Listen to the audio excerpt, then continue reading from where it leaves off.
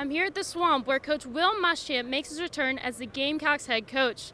The team's winning streak would be extended to 4 games if Coach Muschamp found success against his former team. It's Jake Bentley's first career road start, and the big question is whether he can maintain his hot streak away from Williams-Brice Stadium. Following a quick 3-and-out by the Gamecocks, Gators quarterback Austin Appleby keeps the ball and rushes for a gain of 33 to the South Carolina 6-yard line. That would set the offense up for a strong start as Appleby's pass to Lewis gives the Gators an early 7-0 lead. The Gamecocks were unable to answer back. Bentley attempts to pass to Hurst, and it's popped right out of his hands. The Gators have an impressive punt return and make their way down the field to the red zone, only to turn the ball over to the Gamecocks on a fumble that's recovered by Jamarcus King. They fail to capitalize on the turnover and end up having to punt back to the Gators.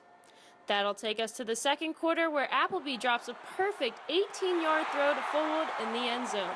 The Gamecocks now trail the Gators 14-0. Hoping to ignite a spark in his offense, Bentley scrambles up the middle for a gain of 11. His efforts are lost as he gets sacked and fumbles the ball. The Gators recover the turnover. They're forced to punt by the Gamecock defense, and Chris Lamons is set to make the punt return. The second the ball hits his hands, he's trucked by the Gators' Chris Thompson. Penalty flags are thrown immediately, and Thompson is disqualified for the remainder of the game for targeting. The offensive woes continue for the Gamecocks, and their emotions begin to come out. Brian Edwards slams the ball in frustration following a dropped pass. Another major issue for the Gamecocks in the first half was missed tackles. They nearly put themselves in an even deeper hole on this punt return by Callaway. He weaves his way through all the defenders into the end zone, but the touchdown would not count because of a holding call. At the end of the first half, the Gators still held a 14-0 lead. They start to pull away in the third quarter as Pinheiro nails a 54-yard field goal to extend their lead to 17 points. The Gamecock offense continues to struggle, and Bentley is sacked for a loss of 6. They're forced to punt. Appleby stays hot and finds Fullwood on the sideline for an impressive 30-yard completion. Another good field goal by Pinheiro puts 3 more on the scoreboard for the Gators.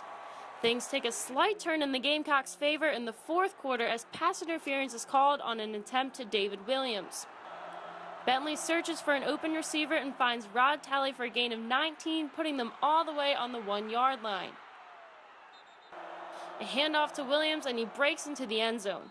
With only 6:53 remaining in the game, the Gamecocks finally get on the board. They trail the Gators 20-7. The offense tries to make up for their poor play throughout the game. Hurst battles a Gator defender for a 47-yard gain.